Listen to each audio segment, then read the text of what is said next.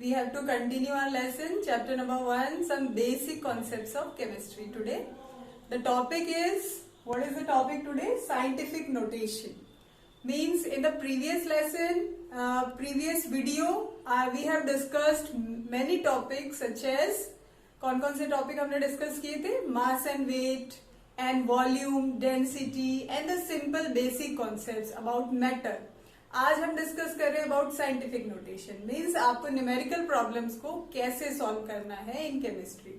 अगर आपके पास डेसिमल्स में पावर्स गिवन है, means if you want to add or subtract, अगर आपको ऐड करना है या सब्सट्रैक्ट करना है तो आप क्या करेंगे? पावर्स को कॉमन ले लेंगे. If the common power is here, जैसे मैंने यहाँ लिखा है एक एग्जांपल आपके लिए, 6.45 मल्टीप्लाई 10⁴. इसको आपको प्लस करना है. यहाँ पर भी सेम पावर है तो we have taken the power as common factor. Common ले लिया हमने ये और इन दोनों को प्लस कर देंगे. अगर यहाँ माइनस का सिंबल है तो माइनस कर देंगे और कॉमन ले. इसी तरह से मल्टीप्लीकेशन एंड डिवीजन में भी करेंगे हम लोग. मल्टीप्लीकेशन में इन दोनों को मल्टीप्लाई कर देंगे और पावर्स को ऐड कर देंगे. और डिवीजन का सिंबल यहाँ पर हो आपके पास तो आप क्या करेंगे? अपॉन में पावर कर देंगे. 10⁴ upon 10⁵.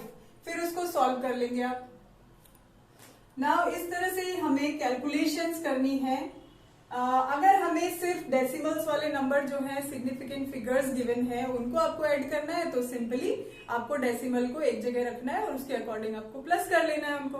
Now we have to discuss about the significant figure. Significant figure, सार्थक अंक क्या होते हैं? तो सार्थक अंक क्या होते हैं? The numbers which are useful for the calculation in chemistry in numericals. जो भी हमारे लिए यूजफुल होते हैं. इसमें जीरो का मेन रोल रहता है. तो जीरो अगर किसी नंबर के आगे है, जीरो, तो इट इज नॉट सिग्निफिकेंट. अगर इसमें आपको अगर सार्थक नंबर निकालने हैं, सिग्निफिकेंट फिगर निकालने हैं, तो it will B 1 only. Calculation के लिए 3 जो है वो यूजफुल होगा आपके लिए. इसलिए सिग्निफिकेंट फिगर का नंबर इसमें आपके लिए 1 हो जाएगा. अगर कोई जीरो नहीं है तो टोटल सारे नंबर जो है वो सिग्निफिकेंट फिगर होंगे. जैसे 6.41, इसमें 1 2 3 सिग्निफिकेंट फिगर है आपके लिए. यहां देखिए, अगर किसी नंबर के पीछे जीरो है और यहाँ पॉइंट लगा हुआ है या कोई यूनिट लगी हुई है तो ये सिग्निफिकेंट फिगर्स होंगे आपके लिए. जैसे इसमें आगे थे तो ये नहीं थे, यहाँ पर सिर्फ सिग्निफिकेंट फिगर नंबर 1 है. इसी तरह से यहाँ पीछे हैं तो all 3 will be your significant figure. तो इसमें सिग्निफिकेंट फिगर होंगे 3. और अगर यहाँ पर बीच में जीरो हो तो आपको पता ही है कि जीरो का रोल जो है वो बीच में होगा. 3 0 0 3 1 2 3 4 सिग्निफिकेंट फिगर्स आ गया. तो एक नंबर आधे नंबर में क्वेश्चन आ सकता है to find out the significant figure. जैसे आपको दे दिया 2 बॉल्स 1 दर्जन बनाना. 1 दर्जन केले में 12 केले आते हैं तो टोटल सिग्निफिकेंट फिगर क्या हो जाएगा? 12. और अगर 2 बॉल्स दे रखी है आपको तो 2 will be the significant figure. अगर आपको किसी नाम से दे रखा है 10 बलून्स तो 10 सिग्निफिकेंट फिगर हो जाएगा.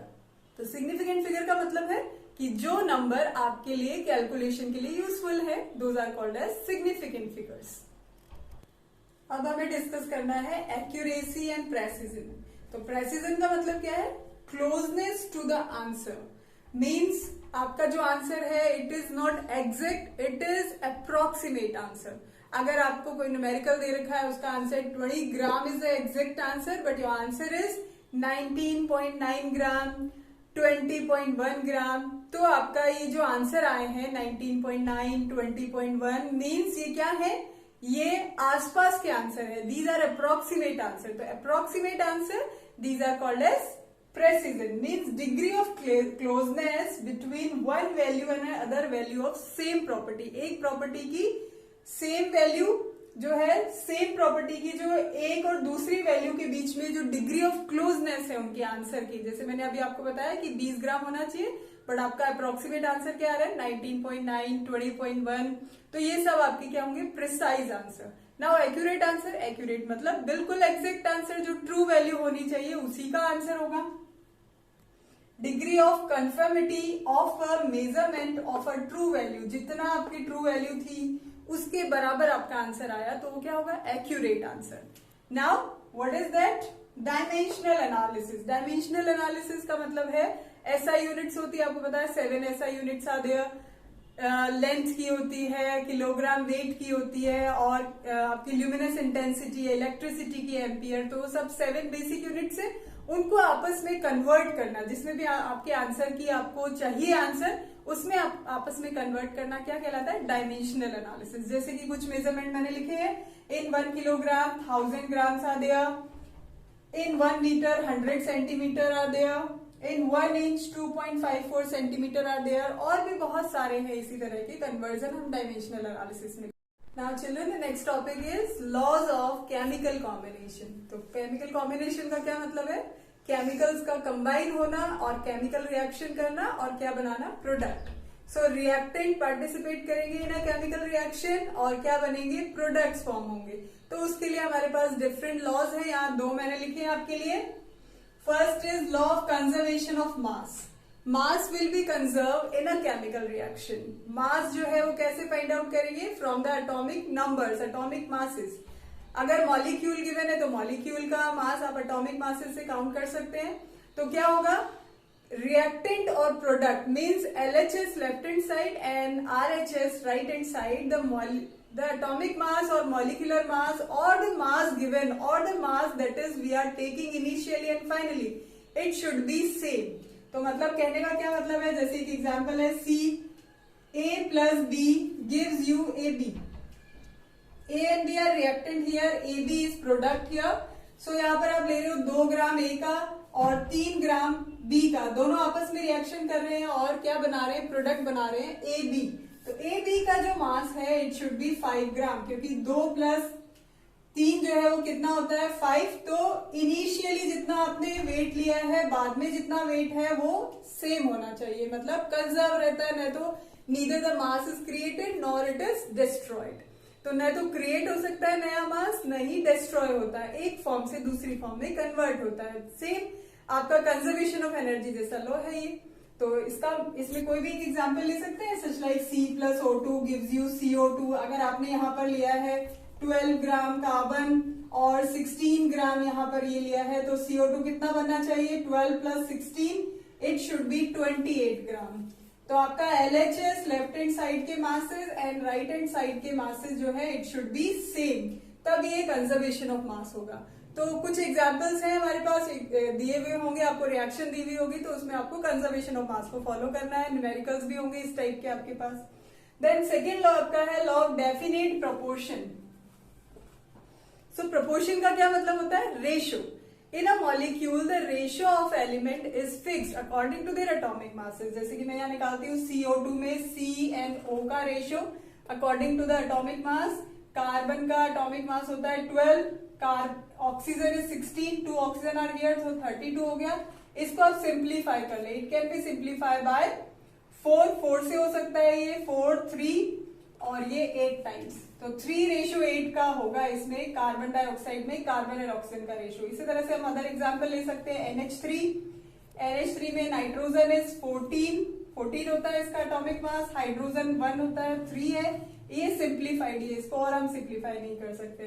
तो क्या है इन केमिकल रिएक्शन, जो कंपाउंड्स है उनमें जो एलिमेंट्स है उनके एटॉमिक मासेस का रेशियो है वो फिक्स होता है।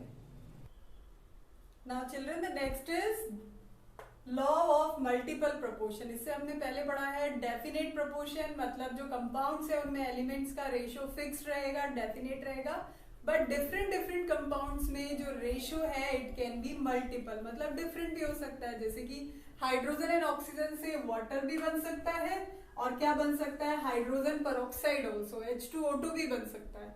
तो अगर आप इसमें H2O2 में H and O का रेशियो लेंगे तो 2:16 होगा और H2O2 में 2:32 होगा। बट ऑक्सीजन का रेशियो, हाइड्रोजन का तो सेम रहा, बट ऑक्सीजन का जो रेशियो है in H2O and H2O2 it is fixed, that is 1:2, means इसका जो रेशियो है वो मल्टीपल भी हो सकता है। मतलब ये डिपेंड करेगा आपको on the compounds and on the reaction. Next is Gay-Lussac's law of gaseous volume. अगर आपके पास डिफरेंट गैसेस हैं and they are combining and making one product, तो उनका जो वॉल्यूम है it will have a definite ratio. जैसे कि एग्जांपल है हमारे पास H2 hydrogen gas, chlorine gas दोनों मिलकर HCl गैस बना रही है, इसको हमने बैलेंस कर लिया। इसमें हमें 1 वॉल्यूम H2 लेना पड़ रहा है, 1 वॉल्यूम क्लोरीन और 2 वॉल्यूम ये बन रहा है। इसका मतलब ये भी कंजर्वेशन ऑफ वॉल्यूम जैसा ही हो गया। यहाँ हमने 1+1 लिया और ये 2 बनाया और इनका रेशियो जो है it will be fixed, that is 1:2 H2Cl2 HCl। So it is Gay-Lussac's law of gaseous volume. Next is Avogadro's law. Avogadro number आपने पहले भी पढ़ा हुआ है। एवोगैड्रो नंबर को हम Na से डिनोट करते हैं, N0 से डिनोट करते हैं।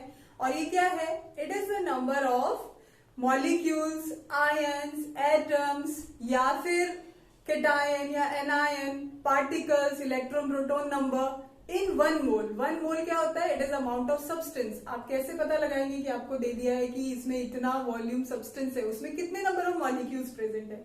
जैसे आपको दे दिया 1 मोल H2O, तो आप क्या आपसे पूछा जाए कि H2O के कितने पार्टिकल्स होंगे, तो पार्टिकल्स 1 मोल में कितने होते हैं? एवोगैड्रो नंबर के बराबर।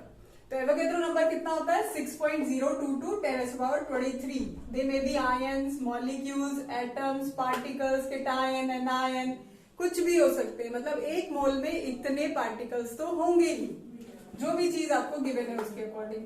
सो ये हमने किससे निकाला है? आइडियल गैस इक्वेशन से। PV equals to nRT, it is ideal gas equation. It is pressure, volume, R is gas constant and T is temperature. So N will be fixed. Number of moles will be fixed. Means number of moles कैसे find out करते हैं? 1 मोल 1 volume के लिए अगर pressure and temperature is constant, तो आपके पास क्या होंगे? 1 मोल में कितने पार्टिकल्स होंगे? एवोगैड्रो नंबर के बराबर। एवोगैड्रो नंबर को मोल से हम फाइंड आउट कर सकते हैं। मोल का एक और फॉर्मूला होता है number of particles given upon Avogadro number. इससे आप मोल्स फाइंड आउट कर सकते हैं। ठीक है, तो these are the laws. Different laws हमने पढ़ लिए। उसके बाद है डाल्टन्स एटॉमिक थ्योरी। आपसे पूछा जाए कि एटम को किसने डिस्कवर किया? Atom is discovered by Dalton. और डाल्टन ने अपने पोस्टुलेट्स दिए हैं। कौन कौन से पोस्टुलेट दिए हैं? कि एटम जो है वो सबसे छोटा पार्ट है, उसको आप डिवाइड नहीं कर सकते हो। एक टाइप के एटम सेम प्रॉपर्टीज रखेंगे, जैसे carbon carbon are having same properties. और डिफरेंट टाइप के एटम्स डिफरेंट प्रॉपर्टीज रखेंगे। एक टाइप की physical and chemical properties same होंगी और केमिकल प्रॉपर्टीज जो है डिफरेंट डिफरेंट एलिमेंट्स की डिफरेंट होंगी। एटम्स जो है वो कंबाइन होकर मॉलिक्यूल्स बना सकते हैं, they can form compounds also. So ये सारी की सारी 5-6 पोस्टुलेट्स है डाल्टन एटॉमिक थ्योरी की, जो हमने क्लास 9th में भी पढ़ी है। So children, we will continue our lesson in the previous video. Thanks for watching. Please like and subscribe.